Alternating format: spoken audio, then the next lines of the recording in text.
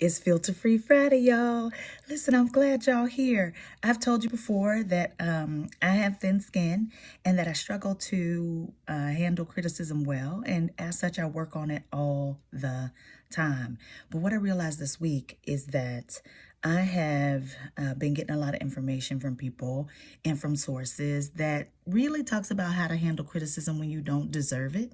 So when I think about what my mama used to say when I was a kid, like even Jesus had haters.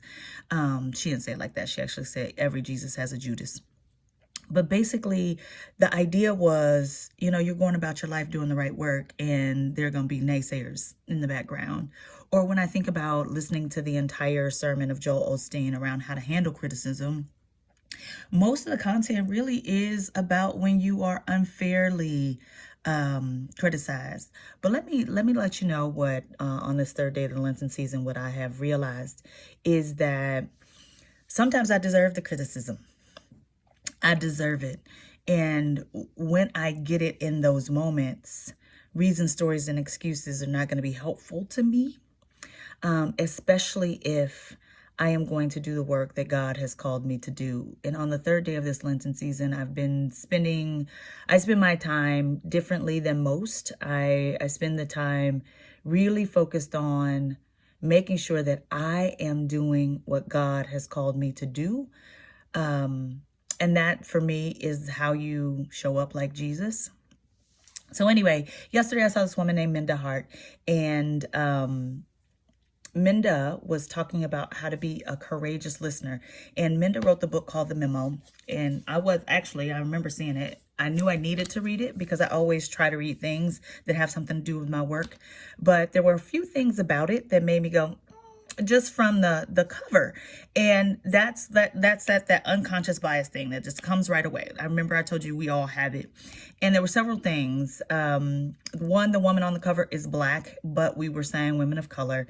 And then to secure a seat at the table was kind of a bristle for me because I currently have a white paper that I'm working on about how we get seats at those tables, but those tables very often for Black people and people of color come with broken chairs. And so I was like, I don't think I want to know about how to secure a seat at the table.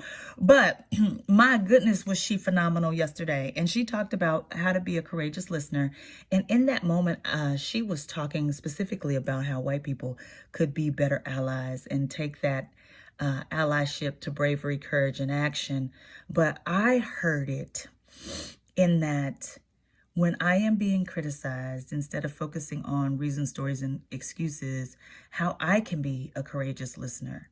I tried to sit there and listen for how I could be better instead of listening for how other people could be better. And that was the courageous listener thing. And I think there's some space for somebody, if they have it on their hearts, to write a book about how to handle criticism when you absolutely deserve it. When you absolutely deserve it. I'm not going to take y'all through why I think I have that problem, but the other thing she talked about was the trauma that we experience having worked in organizations, and very powerful women in the room, And we, had a little moment at the end to talk about our shared trauma working in business and industry, which was a reinforcement for me that I have got to use my voice. I have got to speak up. I got to keep doing it.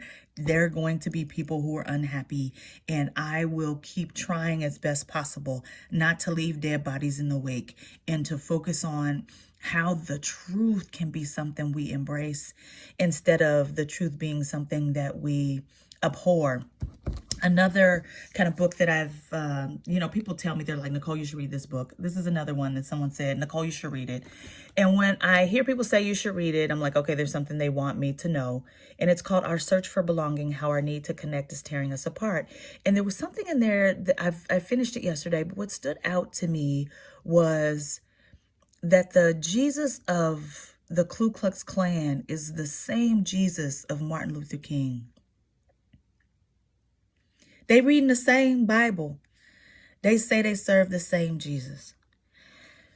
And so given that, what Howard Ross helped me to see was that my engineering approach, and then also when I was going through the doctoral program, I was pushed to make sure that I got it right. I couldn't say something as simple as leaders need to be empathetic without citing a source. And in engineering, when chemical engineers get it wrong, people die. You can't just listen to your own point of view. You have to show up and be like, how can this be better? And in my work, my technical work, I'm really good at that. But as I've shifted over here to try to impact social change, I'm not so good at it. And so I have got to find a way, and working on it, and hopefully you'll work on it with me, to help us build bridges using kind of some of these more technical ideas, because I'm not a trial lawyer. I don't spend my time trying to reinforce my point of view. Sometimes I have a point of view and it changes based on new information. But my values have to guide me. And I think that's sometimes where I get stuck in myself and how I interact with other people, but also where I get stuck when I try to help people in privileged groups understand what their role is in being better. So this is the final point I'll leave with you. Jesus was able to set aside the privilege of being God. Wallace Hartsfield Sr. said that. And if someone can set aside the privilege of being God, can we not set aside our privilege of education, our privilege of wealth, our privilege of whiteness, our privilege of being male, our privilege of straightness, our privilege of ability, our privilege of being assigned the right gender? If Jesus could set aside the privilege of being God, can we set aside our privileges? I don't know. But it's Filter Free Friday, and I know we got work to do.